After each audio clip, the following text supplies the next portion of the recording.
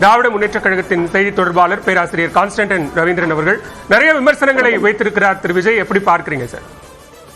மிகவும் சிறுபிள்ளைத்தனமாக இருக்கிறது. நான் கூட ஒரு கட்சியின் தலைவராகி இருக்கிறார், ஒருவேளை அதற்கான சிறு முதிர்ச்சியாவது இருக்கும் என்று நான் எதிர்பார்த்தேன். ஆனால் ஒரு மாண்புமிகு முதலமைச்சர், மக்களால் 8 கோடி மக்களுக்குமான ஒரு தலைவரை பெயரை சொல்லி அழைப்பது என்பதும், அதை தேவையில்லாமல் விமர்சனம் செய்வது என்பதும் ஒரு முதிர்ந்த அரசியல் அல்லது வளர்ந்து வருகிற ஒரு அரசியல் தலைவருக்கான அழகில்லை. எனவே அந்த சிறுபிள்ளைத்தனமாக அவர் வைக்கிற சில குற்றச்சாட்டுகள், அதிலும் சொல்லுகிறார் நாட்டு புயலாக மாறும், சூறாவளியாக மாறும். எந்த சூறாவளியும் எந்த புயலும் யாரையும் வாழ வைத்ததில்லை, அழித்துத்தானும் தீரும். எங்கள் மாண்புமிகு முதலமைச்சரை பொறுத்த வரைக்கும் அவர் தென்றல் காற்று, எல்லோருக்கும் இதமானவர். இதமாக அவருடைய வார்த்தைகளில் இருக்கிற அந்த இதமும் மிதமும் இன்னைக்கு தமிழ்நாடை வாழ வைத்துக் கொண்டிருக்கிறது. பாரதிய ஜனதா கட்சியினுடைய பாசிசத்தை திராவிட முன்னேற்ற கழகம் நடைமுறைப்படுத்துமே. ஆனால் இன்றைக்கு இதே விஜய், தம்பி விஜய், எங்கள் தலைவரின் பெயரை சொல்லி உச்சரித்ததற்கு இங்கு வேறு மாதிரியான விளைவுகள் ஏற்படக்கூடும். ஆனால் நாங்கள் இதையெல்லாம் கடந்து போகிறோம்.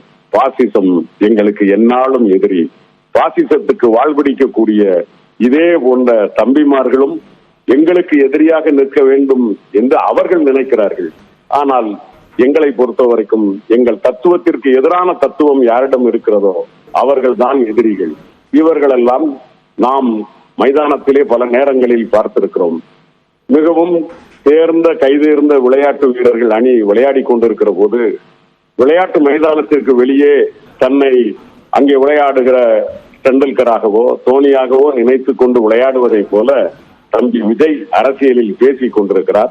இன்னும் அவர் விளையாட்டு மைதானத்திற்கு வருவதற்கே காலங்களாகும்.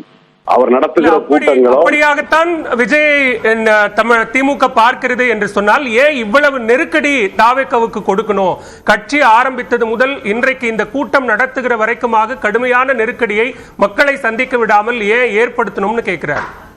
எந்த இடத்திலும் திராவிட முன்னேற்ற கழக ஆட்சி அவருக்கு தடங்கள் ஏற்படுத்தியதில்லை.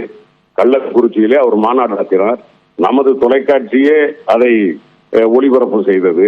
அது மட்டுமல்ல, இந்த ஏர்போர்ட் விரிவாக்கத்திற்கு எதிராக மக்களை போய் பார்த்தபோது அங்கேயும் அவருக்கு அனுமதி கொடுக்கப்பட்டது.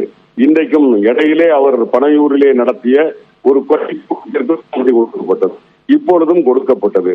அதாவது அவருக்கான அரண்மனைகளுக்குள் அது அவருக்கு தேவையான அளவான 5 ஸ்டார் ஹோட்டல்களில் உட்கார்ந்து கொண்டு அரசியல் நடத்துவதற்கு திமுகவை குறை சொல்லுவது சிறுபிள்ளைத்தனமானது, மிகவும் வருந்தத்தக்கது.